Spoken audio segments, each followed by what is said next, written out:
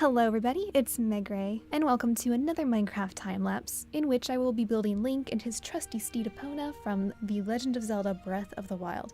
While I've never played the game myself, I've always admired the artwork I've seen in trailers and gameplays. I think it looks like such an amazing game and would love to play it someday. So, with just that little bit of inspiration, I wanted to create Link and his horse from that game.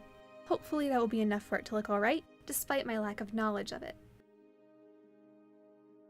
To start off, I created a basic hill or cliff, which also serves as a base to help keep the build in one area. I'm going to leave that as it is for now as I start working on the horse. After creating the basic shape with spheres, I'm going to use the blend ball brush to smooth it out and add on to it as needed, till I can get all of the muscle shapes defined.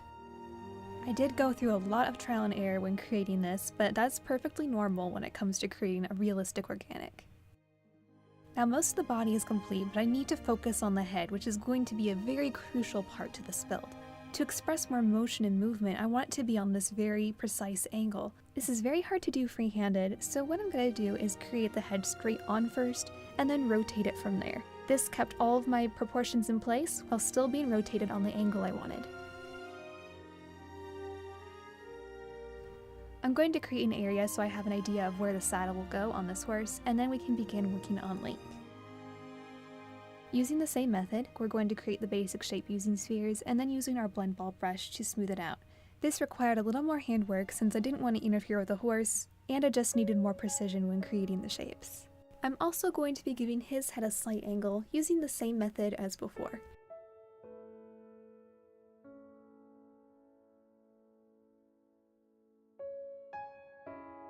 Now I'm just going to add some base colors to help figure out where his clothes are going to go, in addition to adding his cape.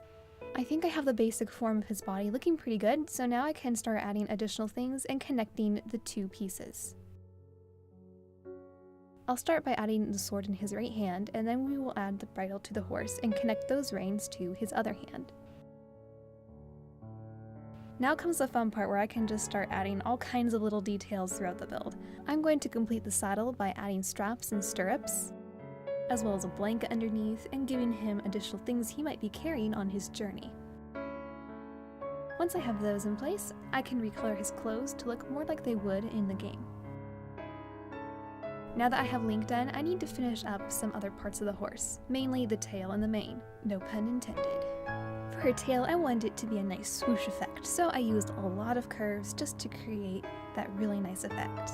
And her mane was small enough and easy enough for me to just do by hand, so I just created all these different shapes going every which way for her mane. Again, I wanted this to show as much movement as I could, so I wanted to create the hair going in all different directions. Now I just need to plop on some colors, and the horse and rider are complete. But the build still needs more added to it, don't you think? To make it a little more interesting, I just need to add on to the environment by adding some rocks on the base as well as some trees in the back. Even with this tree reaching the full block height, the proportions were still really off, especially when you're comparing it to the horse. But I'm just going to let it slide this one time, since it does make the build look a lot better. Since this first tree turned out so well, let's go ahead and add a second one, much smaller and with different colored leaves. Now I need to fill in the base with a bunch of grass, and then to finish it off we'll have some of the leaves blowing all around. And this just really completes the atmosphere of this build, and basically makes it look awesome. I'll go ahead and turn on some shaders and we can look around this build a little bit more.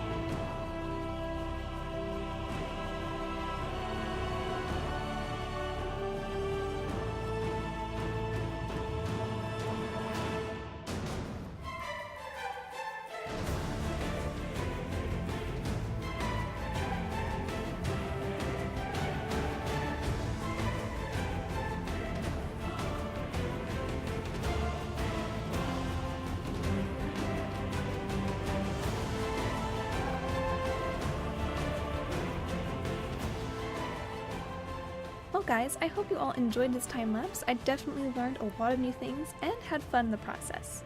I'm so pleased with the way it turned out, and if you are too, please be sure to let me know by leaving a like or a comment below.